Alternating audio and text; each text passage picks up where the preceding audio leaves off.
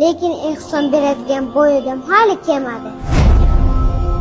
15 daqiqadan keyin iftorlik boshlanadi. Kazolarni chaqirganman. Xurmo suvlar bor a? Yaxshi, qarang. Assalomu alaykum aka. Va alaykum assalom. Ramazon oyi boshlangan-a? Ha, boshlandi. Har yili Ramazondan oldin uyimizga boy odam kelib, bizga yeguliklar tashlab ketar edi. Bu yil Ramazon keldi-yu, lekin ehson beradigan boy odam hali kelmadi. Siz esa boy odam emasmisiz?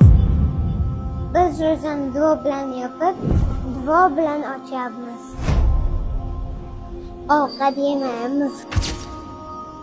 Ro'zamiz qabul bo'ladimi, amaki?